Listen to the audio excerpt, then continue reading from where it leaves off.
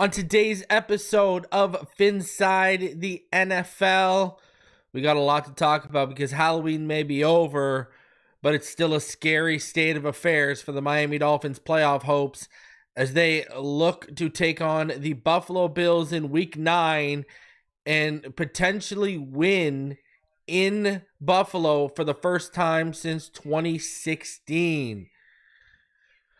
What a tough ask and what a tall task. We will talk about everything going down in Week 9 between the Bills and the Dolphins, including my keys to victory, my matchup to watch, and so much more. And will the Miami Dolphins become trade deadline sellers with a loss this week? We'll talk about it all. Smash that like button, subscribe if you're new, and let's get into this.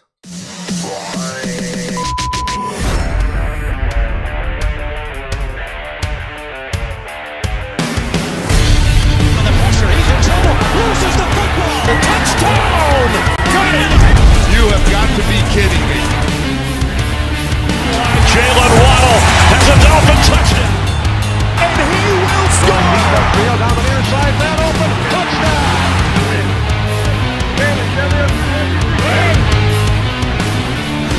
The run from Tua Tagovailoa. Touchdown! He's going deep. He's got it for a touchdown again.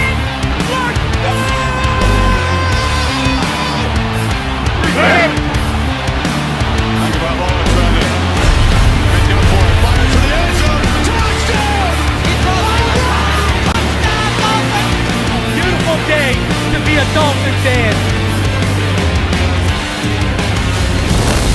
Let's go!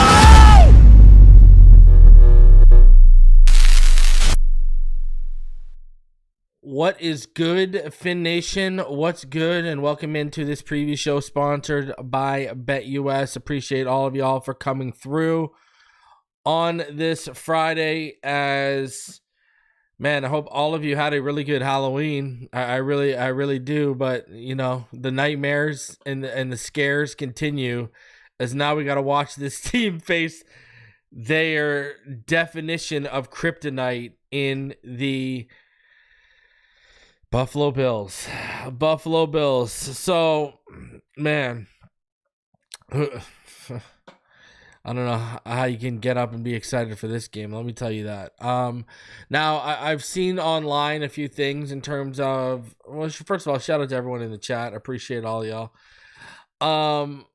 But I've seen, I saw a Bleach Report article on it and all this kind of jazz. Give me no part of Anthony Richardson in Miami. Please, God, no. All right? I'm seeing all these reports about, should the Miami Dolphins go for Anthony Richardson because he's been benched in Indianapolis and if he's on the block. I'm good. All right? I'm good. Trade candidates listings have us as a candidate trading for Anthony Richardson. I'm good. Okay? Give me someone in the draft. Listen, as someone who's come out and said, if you would call me a fan of any team, I guess it'd be the Gators. But I like all college football. I'm not really a singular fan, but if you call me a fan of one team, I've always said you'd call me a fan of the Gators because I love that Chris Leak, Tebow era. That was some fun football. Never was a fan of Anthony Richardson coming out. I'm good. I am good. So, give me no part of Anthony Richardson. I'd trade for Bryce Young before I traded for Anthony Richardson, and I wouldn't trade for either. Still, I'd be drafting a guy in the first or second round. Now, will they? I don't know.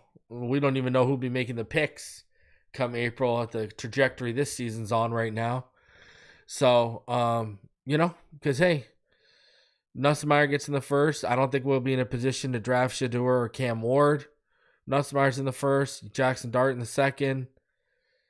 I think Nussmeier, if I was Nussmeier, I'd go back to school because where you see the inexperience for Nussmeier, because the only games he's ever started in his career have been this year, but where you see the inexperience with Nussmeier is in the decision making, where he needs more reps.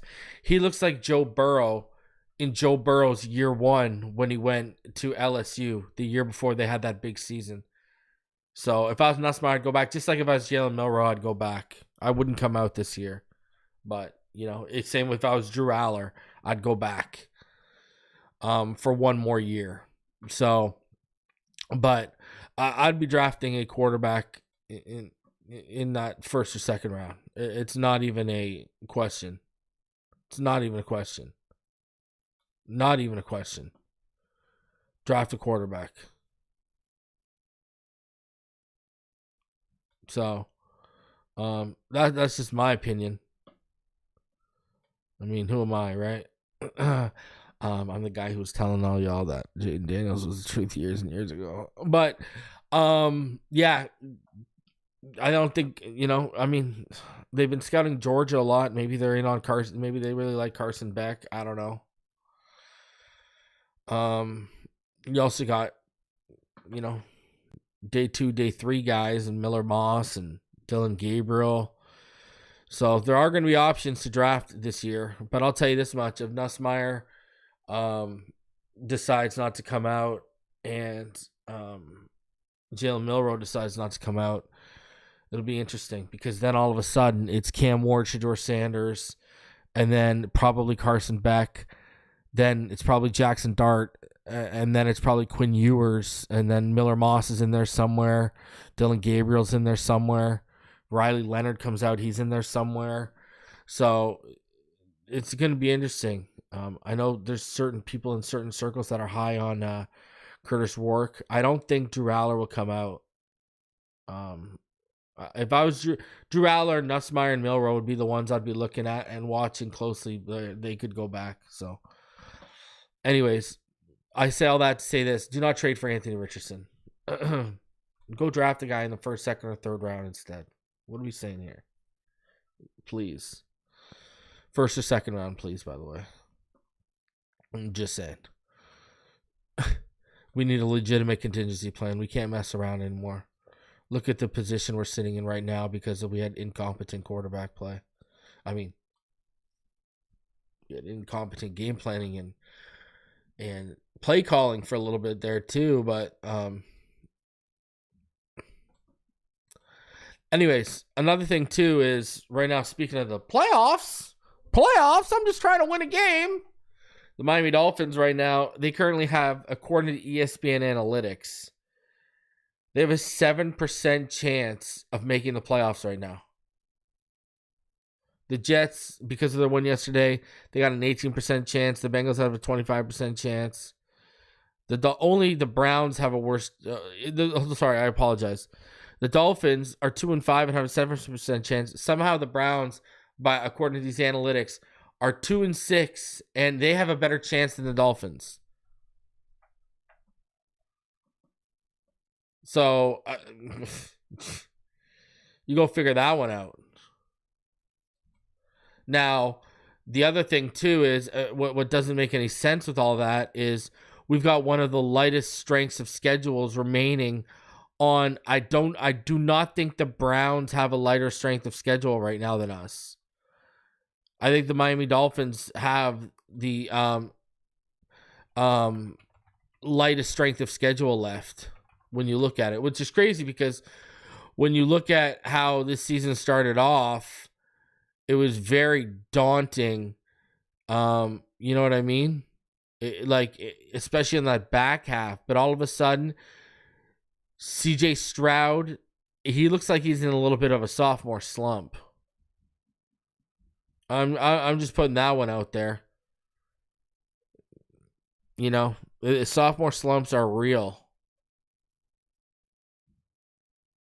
But yeah, if you look at the NFL strength of schedule remaining right now, the Dolphins, they have one of the lowest strengths of schedules remaining right now. So, I'm just saying. And the Browns have one of the hardest strengths of schedules remaining, and yet for somehow they're ahead of us. and they have a better chance of they have like what, an 8% chance. We have a 7% chance. Ouch. Ouch, ouch, ouch. So, I mean, hey, at least that's in our side, right? Like, you look at right now, we have the easiest remaining strength of schedule in the NFL, 43.3%. Washington is number 2 at 43.8%. Buffalo Bills, they're 3 at 44.6%, so they're going to division. New England, they've got the 4th easiest at 45.4%, and then Philly's the 5th easiest, and this is according to CBS. So we've got the easiest strength of schedule. If this team ever is going to make a run, better start this weekend. But we keep saying that. I don't even like saying that anymore because I feel like I keep saying that. But yeah, Dolphins, one of the easiest strength of schedules, the easiest, in fact, at 43.3%, according to CBS. Fins for the win, 24-21. Buffalo would miss a last-second field goal to send the game to OT. You know what? It would be so Dolphins to go in to start off 2-5 and go in to Buffalo, beat Buffalo, finish the season out. Remember, we said Tua needed to go 8-3 when he came back. Finish the season out 7-4, finish 9-8, miss the playoffs by 1 game, and look back at last week and say, "Oh, that's why." At the Arizona game, that's the game we shouldn't have. If we would have won that game, we'd be in the playoffs. That would be so Dolphins. But sorry. Spoiler alert for my prediction later on the show. They ain't showing me nothing to say that they can go into Buffalo and win for the first time since 2016. Like, they ain't showing me nothing this season that makes me believe that. Hey, anything is possible. One of my favorite movies, let alone sports movies in life, is Any Given Sunday. And we all know how true those words ring. So anything is possible. But come on. You can't sell water to a well over in these parts. All right? So I'm not buying that one. Now, when we start talking about the Rams and the Raiders, et cetera, okay, cool. You know? Well, Darth, I would lower my expectations, and I would lower them real quick. The Bills are a better team than the Cardinals, my friend.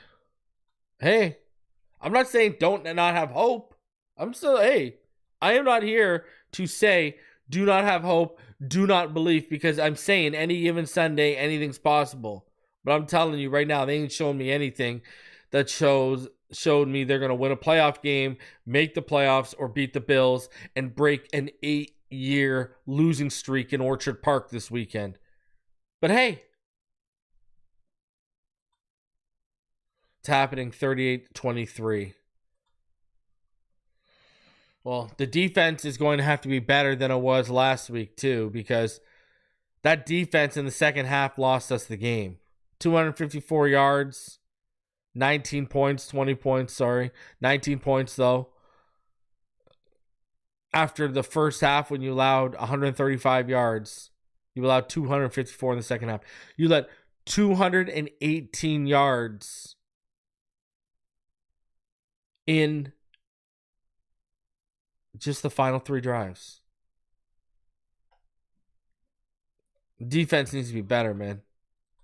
Defense needs to be better. I don't know what else to say. Defense is just going to have to be better. That's it.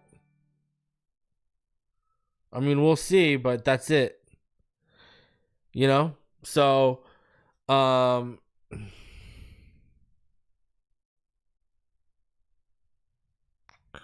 just defense is going to have to be better. Offense is going to have to be sharper. Oof. Darth Vader, great question. Tune in on Monday when I'm going to have my little trade deadline show, okay? We were going to do it this week, but obviously Halloween fell into place, so we didn't do Fin Too Deep. But Monday, I'm going to be doing some trade deadline stuff. All right. So you're going to want to tune in. All right. I'm going to talk about that. That is a very, very interesting conversation to have, especially if you are not going to re-sign him. Very interesting question to have. You know, that's an interesting conversation. That's a segment in its own, right? So just saying. All right. But I like it. I like where your mind's at because, hey, if you aren't winning, what do you do? And if you aren't winning and you aren't resigning and you aren't going to resign him in the offseason, would you get something for him right now or would you go wait for the comp pick? So that's a good question. All right. Good stuff. Love it. Let's get into things here. But before we do, this episode, like I said earlier, it is sponsored by BetUS. And right now you can go over to betus.com and you can go get a nice little deal for y'all. A nice little promo code for you. And right now, the Dolphins are 6-point underdogs. All you got to do is use promo code YouTube150. That's YouTube150. You get your first 3 deposits matched by 150% up to $2,000. Some of the quickest payouts in the industry right now, 24/7 customer service. The Dolphins are 6-point underdogs. I see a lot of you in the chat right now are believing they're going to win. So if you believe they're going to win or if you believe they'll lose, but not by more than 6, go over to betus.com right now. Go place your bet. Go use promo code YouTube150. And maybe you can make some money this weekend and you can be happy that the Dolphins got a W. I see y'all with your score predictions, so go make it happen. betus.com. Shout out to BetUS for sponsoring this episode. All right, now let's talk about this. Let's start getting into this. Will the Miami Dolphins be sellers at the trade deadline if they lose this week to the Buffalo Bills?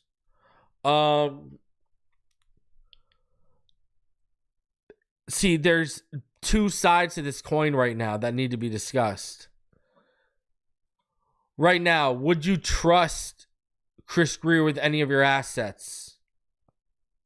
Even if it's selling off assets, do you trust him to maximize the return? That's a legitimate question. That is a legitimate question. Do you trust him to maximize the return? That's number 1. Number 2, if you lose this weekend and you're 2-6 and the trade deadline's 2 days after you lose, what are we doing here? You're not going 8-1 the rest of the way. So on one side, I can see the nose. On one side, you do not trust Chris Grier to handle assets and maximize the return. But on the flip side, it could really be you're kicked into the 6-foot hole. And now we're just waiting for another team to come along and punch those nails into the coffin. And it's really over. And then all that needs to happen is the dirt needs to be put on the coffin. Like this law, such a thin margin of error is the territory this team is in right now. And from what we've seen from coaching, does anyone believe that this team can go 8-2 the rest of the way here? Come on. You know, like, let's be real with ourselves here. They make too many mistakes. They make too many errors. And that's and I'm talking about the coaching staff. I'm not even getting into the lack of execution and on the field. So But on the flip side, there's things that interest you. What if Calais Campbell comes to you and says, "Hey, I want to go play. It's been nice little homecoming. I want to go play for a winner. I don't have much gas left in this tank." Would be nice to bring him back, but you turn around and you go get that 5th round, 6th round, or 7th round pick.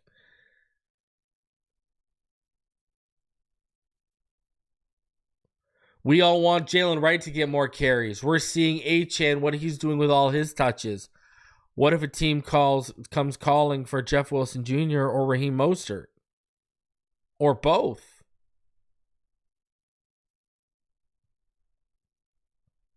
I'll give you one. Seems unhappy right now. Look around the league.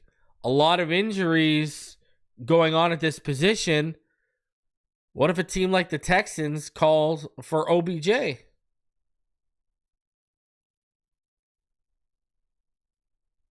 Receivers are moving at a premium right now. OBJ seems unhappy.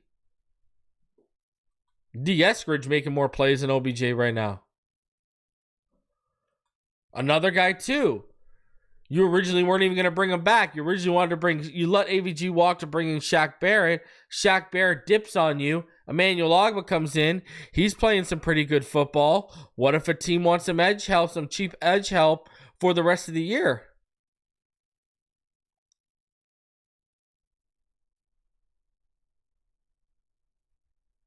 So, there are options here to sell. But it's, do you trust Chris Grier to maximize the return for these guys? That's the issue you get into. Now, if you beat Buffalo this week, I don't even think you become a buyer. I think you just stay pat. Because again, I go back to do you trust Chris Grier to go out and get you assets right now? That's number one. Number two, you're still going to be 3-5. You're still going to be 8 games in and 2 games under 500. Are you in a position to start selling off assets for people who are desperate to try and save their jobs? No. So I don't think there's any way we become a buyer, number one. Now, I'll give you trade deadline targets next week, but I don't think there's any way we become a buyer. That's number one. Number two, I think this is either the result of Sunday leads to either you become a seller or you stand pat. Now, here's the thing. You could fire Grier on Monday if you lose this weekend and let Marvin Allen and Reggie McKenzie, 2 guys with a lot of experience under their belt, in executive roles throughout the league, through their time in their league, you could let them handle trading off players for assets. I would feel more comfortable with that than I would Chris Grier. I'm not going to lie to you.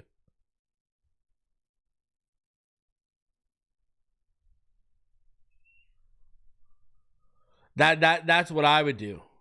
Because again, we talk about buyers or sellers or standing pat. We talk about they're in the territory of thin margin of error right now. This team, this roster construction right now as it stands, it's just not popping. We have a comeback victory against a Jaguars team who gets exposed every week after that victory we had against them. We are in a territory right now after you got smacked by the Bills and Tua went out. Your coach showed you he couldn't adapt or build an offense to the strengths of his multiple backups and what they do. Finally shows some willingness to run the football when his buddy comes back, which I said would be the case, Raheem Mostert. But then even still struggles with certain play calling, even in the run game, and personnel usage, even when he's running the rock 30 to 40 times and understanding that. Tua comes back. He becomes pass happy. We lose by 1. We blow a 9-point lead. I mean, you are in the territory where a firing could happen with any loss. That is where we are at right now. Any loss could lead to firing or multiple firings, especially if it's bad, and especially if it's in prime time, because we got some prime time games coming up. The Rams, the Packers, and these are all games where you could get your ass handed to you at the rate this is going this season.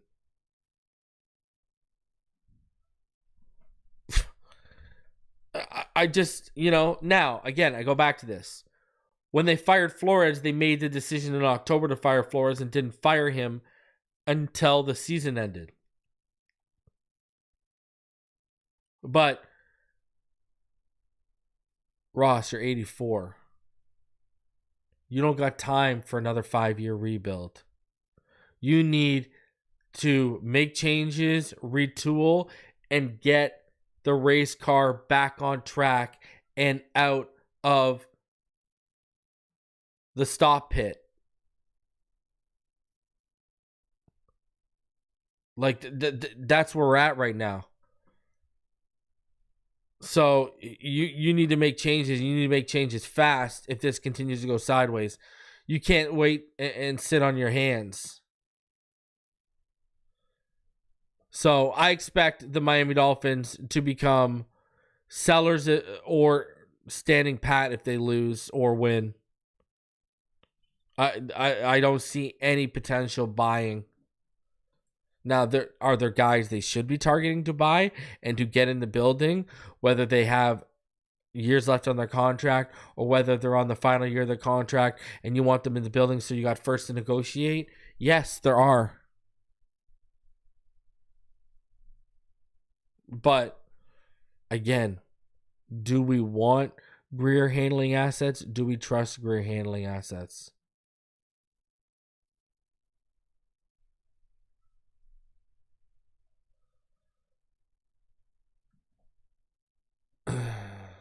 So,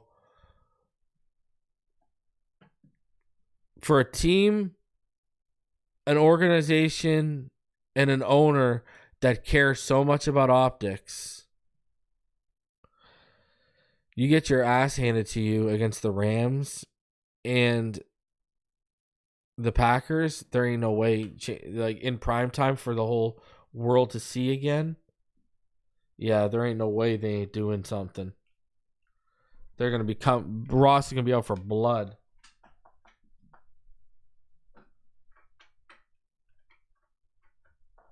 And, last year they had the excuse of, this is why they got another chance. Last year they had the excuse of injuries. Problem now is that excuse is ran out. And now the excuse they had to start this year is running out. Tua is back. Why didn't you win against Arizona? You lose big time this week and Tua stays healthy. Okay. Tua is back. You got your ass handed to you by the Bills. They're running out of excuses. That's just where we're at. Had the injury excuse to end last year. Came back this year. Didn't do a good enough job to prepare yourself in case the injury bug hits you again. And you paid for it.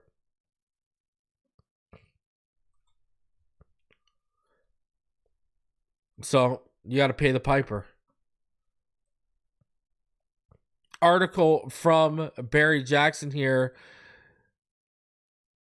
And this was from yesterday. The Dolphins challenging a young player. The Bills present all sorts of riddles and conundrums for the Miami Dolphins. And here's another that seems particularly problematic on Sunday in Buffalo. With the Dolphins' front seven unable to sack the quarterback nearly enough so far this season, do the Dolphins blitz a quarterback who has torched the blitz? This season, Buffalo's Josh Allen has 8 touchdowns, no interceptions, and a 125.5 passer rating on 76 passing attempts when blitzed, compared to a 98.3 rating when not blitzed. With the Dolphins playing without defensive lineman Zach Sealer and without outside linebackers Jalen Phillips and Bradley Chubb out with knee injuries, defensive coordinator Anthony Weaver has begun to blitz more recently. After rushing defensive backs just 25 times in the first 5 games, Weaver blitzed defensive backs 11 times against Indianapolis and 9 against Arizona. None of those blitzes produced a single sack, though Jalen Ramsey had 5 pressures on his 11 blitzes. But blitzing Allen comes with major risks. The Dolphins must somehow generate a pass rush with a group of outside linebackers who have produced just 3 of the team's AFC low 9 sacks, 2 by Emmanuel Ogbah and 1 by Phillips, who's out for the remainder of the season. Only the Atlanta Falcons have fewer sacks than the Dolphins, and the Dolphins have just 12 sacks against Buffalo in their past 7 games. Speaking on his group of edge players, Weaver said, "I have faith in the guys on the roster. We have young players with Chop and Kamara who are trying to get on the field. Ogbah has given us everything he has. Bowser's working his butt off." Kamara was a healthy scratch against Arizona after producing 2 pressures on 7 pass rush chances in his regular season debut against the Colts. Asked why Bell was active instead, Weaver said, "We all want to see Mo on the field. Who's responsible for that is Mo. Other decisions factor into that. Special teams, injuries at other positions. Because of that, he has been the odd man out. I've challenged him with where he can add value, so we no longer have to have that discussion about him." So, should the Dolphins blitz Allen? "I never attack any game plan the same," Weaver said. "A couple weeks ago when we sent people with Anthony Richardson, it was with the intent because with a young quarterback, we were giving things he hadn't seen." Weaver incidentally said Ogbah is playing through a tear in his bicep. Oh. The Dolphins apparently won't use a spy on Allen. Weaver said he doesn't believe in using a spy because, quote, "a lot of times a quarterback scrambles and the spy still doesn't get him and then you're playing with 10. I hate wasting the extra defender." Why Cam Smith and not Jalen Ramsey was covering Marvin Harrison Jr. late in Sunday's loss. "It's not as easy as to move in and out of personnel groups, particularly in that situation," Weaver said. "To get our best 11 on the field, we thought Cam was one of our best 11. To have him learn multiple spots in the amount of time he has been out there since coming off injured reserve would be a disservice to him. We could say Cam slide inside when playing man, but in zone, what makes it very difficult for him. That's opening up a whole can of worms." Though McDaniel hasn't publicly ruled out Sealer for Sunday's 1 p.m. game, he hasn't practiced this week, and now he has been ruled out. Weaver declined to make a prognosis, but said, "I am a much better coach when he's on the field." There have been players sent out from the Weaver family. There have been prayers, sorry. Linebacker David Long Jr., rated by PFF as one of the league's best run-stuffing linebackers last season, is rated 81st and last overall among all inside linebackers this season. He has been battling nicks and bumps all season, Weaver said. From a health standpoint, he has been the ultimate warrior for sure. Frank Smith on receiver, River Craycraft's impending return. He's a guy that's going to go about his business the right way. He has been very reliable and dependable and made plays. We will be excited to add him to the mix when we're able to bring him back. He must be activated in the next 20 days in order to play the season. In his first game without Braxton Berrios, D. Eskridge had 1 kickoff return for 35 yards, and Malik had 2 punt returns for 25 yards. So will the Dolphins move forward with that combo? Danny Crossman responded, "I'm really happy with how those both guys performed.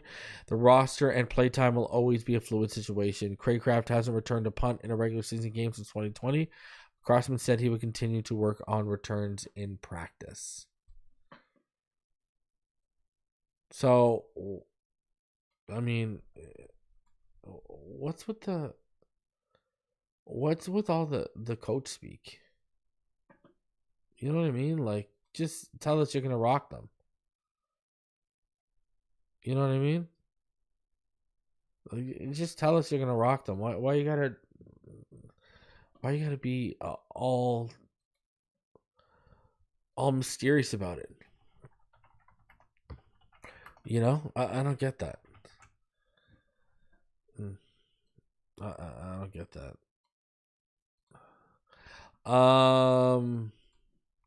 Tony says, "What's McDaniel's record over the last 10, 12 games?" So I'll go in the middle. I'll give you the last 11 games are 3-8.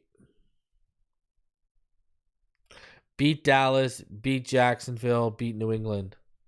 They've lost to Baltimore, Buffalo, KC in the playoffs, Buffalo again, Seattle, Tennessee, Indianapolis and Arizona. So 3-8 over the last 11 games. I'll go right in the middle for you.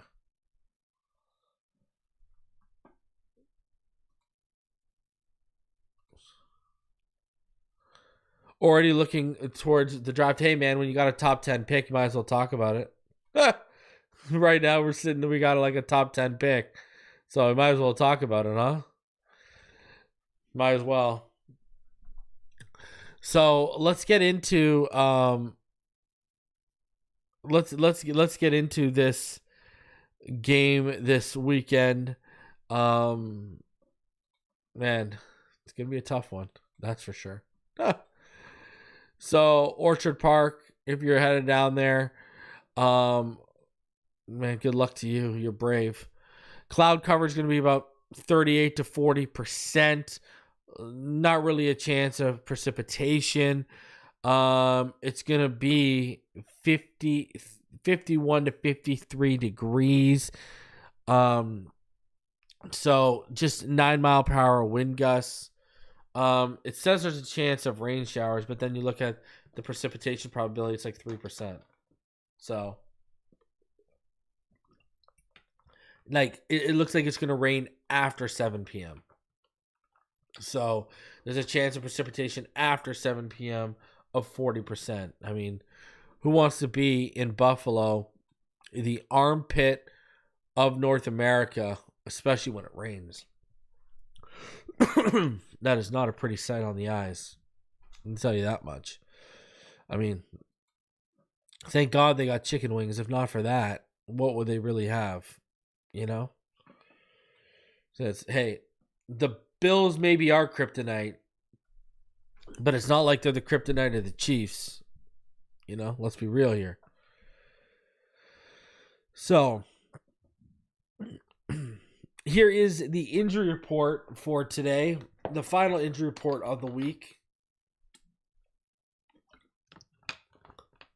Buffalo Wild Wings is mid, but those aren't the places you want to go, right?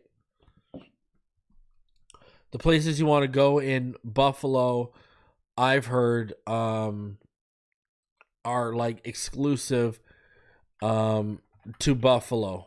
So, you know, it is what it is. So, but I like there's that, you know, like I don't even think Anchor Bar is very good, and Anchor Bar is from there. But the place I've heard are like Elmo's, Duff's, Gabriel's, Gate. Now the place I want to go is Bar Bill Tavern. Those are the places apparently to go get wings. So anyways, injury report, Julian Hill is out. Oh my God. So does that mean no pre-snap penalties this week? Kader Kohu out again. Zach Sealer out again. Javon Holland is listed as doubtful, and it doesn't sound like he's going to go this week. River Craycraft, questionable. Storm Duck, questionable. Alec Ingold, questionable. And really, the Buffalo Bills are only missing their fullback. Everyone else is pretty good. What's good to go for them. So, the Miami Dolphins, I mean, like Julian Hill, I can get over. Man, this is a week where you need Zach Sealer. James Cook, Ray Davis, about to have their way with us on the ground, aren't they? Aren't they? You know, it's crazy. Greatest Ghost says, I want to see Ethan Bonner. It's crazy that how different coordinators view players so differently. Fangio prioritized the hell out of AVG, thought the world of AVG. Weaver comes here and is like, man, let him go. We can go get Shaq Barrett. Ethan Bonner. Fangio loved Ethan Bonner, was giving him chances over Cam Smith. Anthony Weaver, no, Cam Smith is playing over Ethan Bonner. I'm not putting him out there. It's kind of crazy. You know, when you think about it. I'm just saying. So when you put it in perspective like that. How these two teams stack up heading into this weekend. Dolphins 22nd in total offense, 318 yards per game. Bills, they're 13th. They're averaging about 336 and a half per game. Oh boy. Oh boy. Please don't get lit up. Please don't get lit up.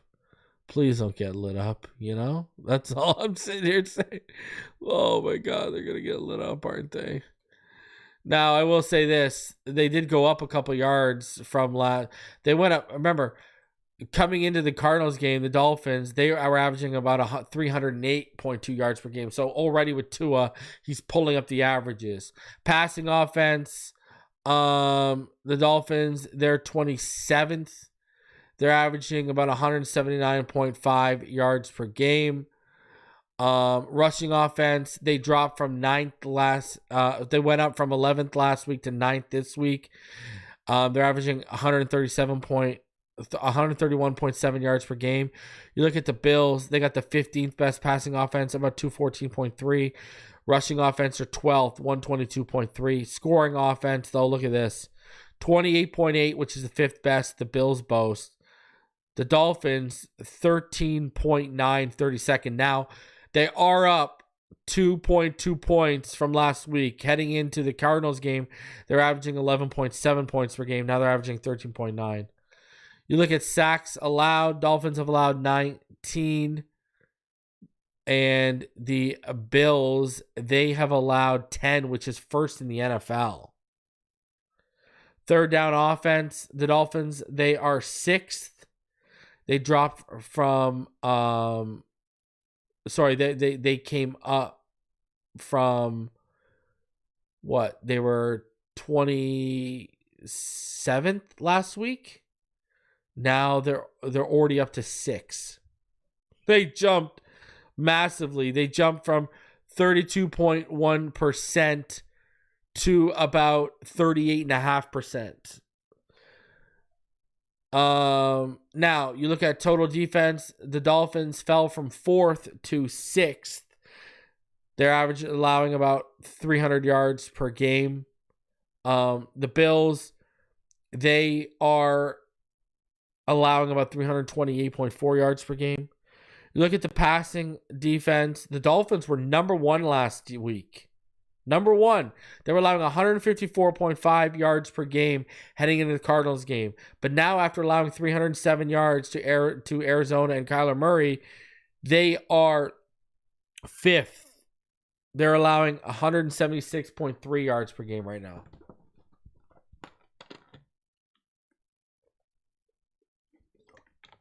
So a whole 21 yards.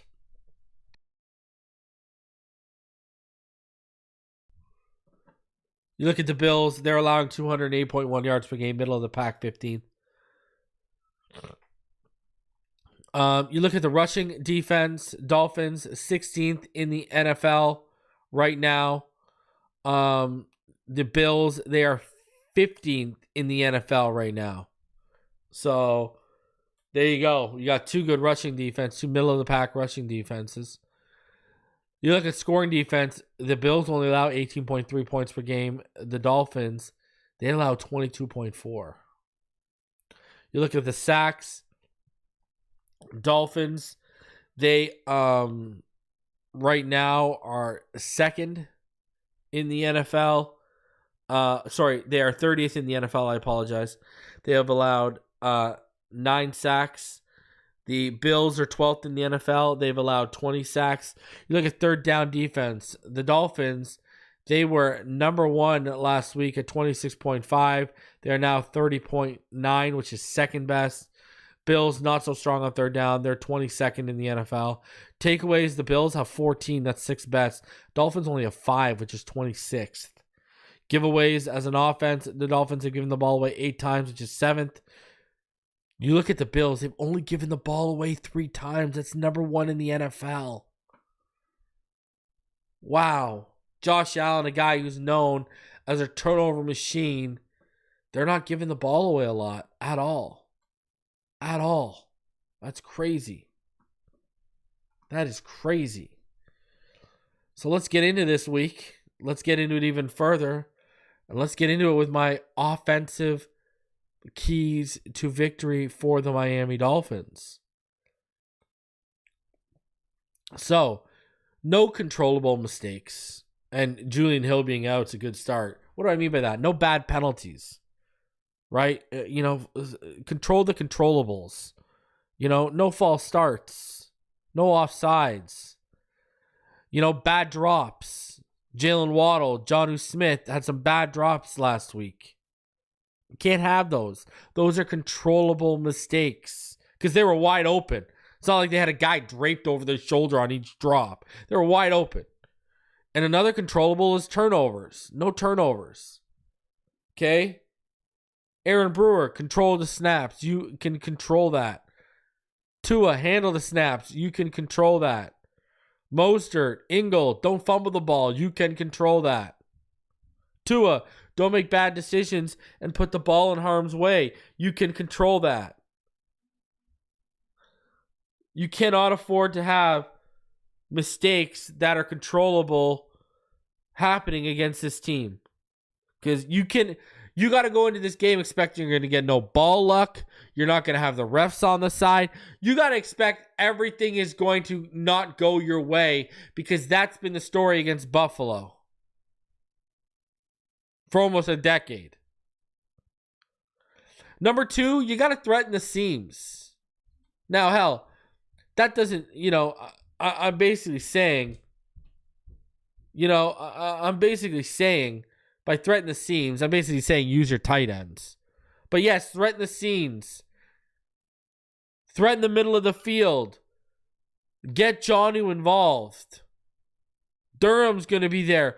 Get Durham involved. Hell, if you're going to make Tanner Conner active for the first time, use the guy. Instead of wasting roster space on him, use the guy.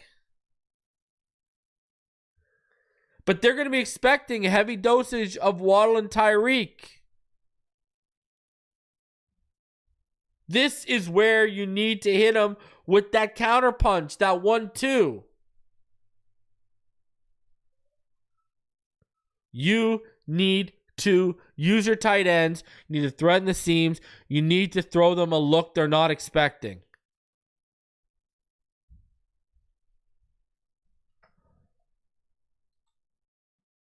And then number 3, the offensive line needs to have its best game of the season. It needs to be physical and set the tone. It needs to help control the clock with a solid run game. And it needs to protect Tua. Tua's had a rib injury, 1 undocumented concussion, and 1 documented concussion against the Buffalo Bills. So you need to protect Tua at all costs. And you need to be physical like how you've been in the run game the last couple weeks, but also you only allowed 2 pressures last week. I can't remember the last time I've said that about the Miami Dolphins offensive line when they only allowed 2 pressures in a game. I might have to go back to the unicorn line in 2016. You need to have that type of game again where you don't allow pressures and you're opening lanes consistently for the run. Because we need to run the football. So the offensive line needs to have its best game of the season. It needs to be physical. It needs to set the tone in the run game, help control the clock with the run game, and it needs to protect Tua at all costs. A guy who has had 3 injuries that have led to missed time. The rib injury he missed time with, the undocumented concussion led to the concussion a couple days later against the Bengals, and he missed time. And then obviously the concussion at the beginning of this year in week 2, missed time. See, that's what I'm saying. Buffalo has our number, not just with ball luck. They got injury luck on their side too. It's crazy. So you need no controllable mistakes. Threaten the seam, use the tight ends, and the offensive line needs to have its best game of the season.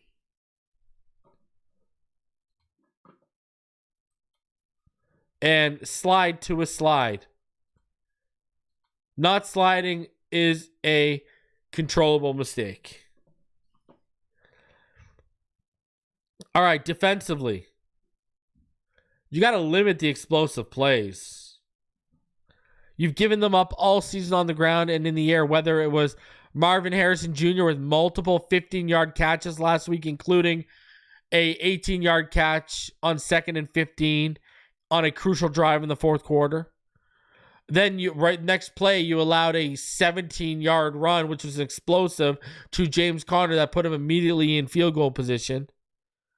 You allow a 33-yard reception late to Michael Pittman from Anthony Richardson against Indianapolis.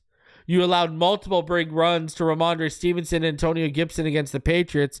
You cannot allow explosive plays against the Buffalo Bills. You cannot allow 30-plus, 20-yard-plus, 15-yard-plus scampers from James Cook and Ray Davis. You can't allow guys to run free and get open. Josh Allen makes everyone miss in the backfield and then find someone for a 30-yard reception. You got to limit explosive plays, especially this week.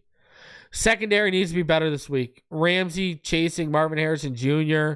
Cam Smith losing assignments for touchdowns and big first downs. Marcus May missing tackles on a big third down with Holland out on 3rd and 4 that have couldn't gotten the Miami the ball back with over a minute left. The secondary, from the tackling to the coverage, was sloppy last week, and it needs to be better. You were the number 1 pass defense heading into last week, and Kyler lit you up.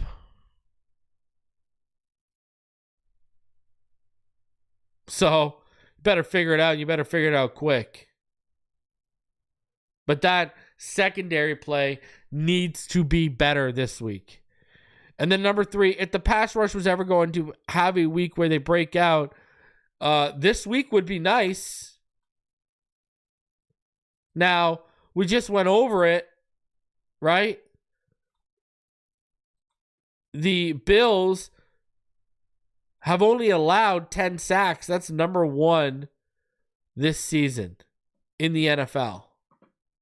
That's the best in the NFL right now. Chop, he's getting the pressures. He's doing the thing, but he needs to get home.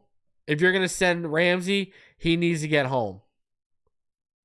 So it would be nice. Chop keeps stacking those pressures. And holding or not, it's nice he forces incompletions, but we need more sacks for negative plays. Mo Kamara was tied for the most pressures the week he played in his debut, and he's getting the Jalen Wright treatment. Earning opportunities, but not getting them. Start Mo Kamara. Give him the reps. Agba needs to find that next gear he's shown, and we know he has. He needs to get home. And it would be nice for a guy like Quentin Bell to live up to a fraction of the preseason hype. Bowser needs to show us why he's good enough to relegate Mo to the Pine. So, let's get home, boys. So, limit explosive plays. The secondary needs to be on point and locked down this week. And the pass rush needs to start getting home. And this would be the week. If you're going to start, this is the week to start, gentlemen. I'm just saying. My matchup to watch for this week. It's got to be Tua and McDaniel against Josh Allen and McDermott. I mean, how could it not be? You look at just Tua and Josh Allen alone, right? Josh Allen's 11-2 against Miami. He has a 34-7 touchdown pass to interception ratio. He has 110 career passing rating against Miami. That's his best against any team he's played more than twice. Okay, you look at just his past 6 games alone. 16 touchdowns, 4 interceptions.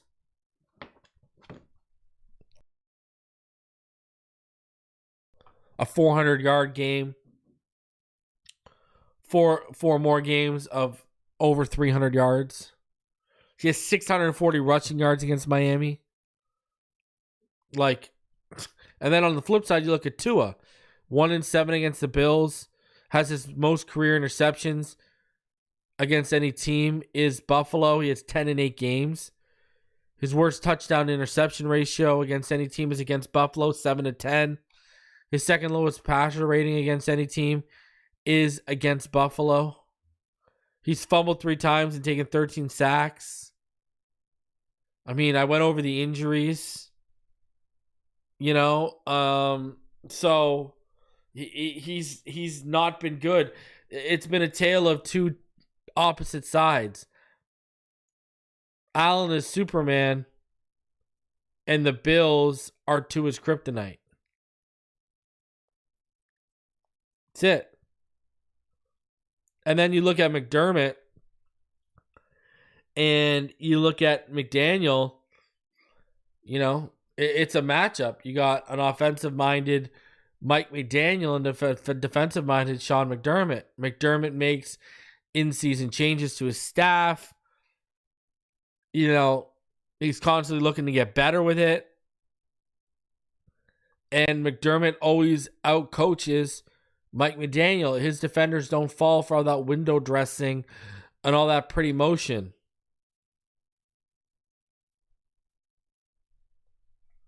I mean, you got two guys in Allen and McDermott who have McDaniel and Tua's number, but they also have the franchise number because Allen was beating us before Tua got here. So this is my matchup to watch for this weekend because we've seen it. We've seen it where Tua's played good,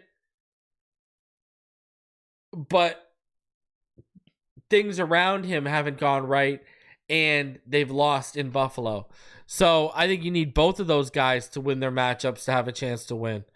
I don't think you can have Tua play better than Allen, but McDermott outcoaches McDaniel and we win.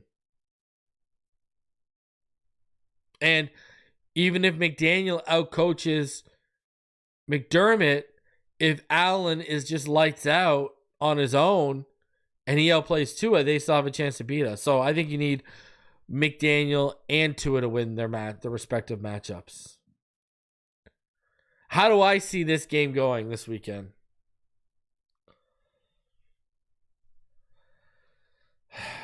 I don't know. I just don't see how have the Miami Dolphins done anything to provide us with any belief or any ounce of hope they can beat the Bills this weekend. I haven't seen it. So I am going to take the Buffalo Bills beating the Miami Dolphins 27-17. I just don't see, I could see a couple turnovers. We just don't play well. We take dumb penalties. Ball luck is never on our side. We make mental errors on both sides of the football that lead to either turnovers or, well, like I said, penalties or lapses that lead to touchdowns for the Bills. So I just don't see us. I see a repeat. I don't know if this is the day we go and beat the Buffalo Bills. I hope it is. I hope I'm wrong. But I'm not going to sit up here and, smoke a bunch of hopium and then blow the hopium smoke up each and every one of your asses. I'm not going to. So I think we lose 27-17, and I think we're sitting here on Monday having some real tough conversations. And don't worry, I'll be here on Monday for them. Don't worry. People in the chat saying they're going to put up a 40 burger. Yeah, I don't see a lot of people predicting us to win right now. So, I mean, we'll see. Anything's possible. Any given Sunday, you never know. All right. Smash that like button. Subscribe if you're new. Appreciate each and every one of you coming through. We're about 48 hours away. I will be live for the live reaction, and then we'll have the post-game show. So a lot of content coming your way this weekend. A40, Elite Assassin, go to Bar Bill Tavern and go get some wings, okay? Appreciate all y'all. Smash that like button, subscribe for new, and I will see all y'all in the next one. Until then, you already know what time it is. Fins up all day, every day. Have a fantastic weekend, and we'll see y'all for the live reaction. And remember, giving away the Chop Robinson card if he gets his first sack this weekend to someone in the live chat. And shout out to BetUS for sponsoring the video. Take it easy, everyone.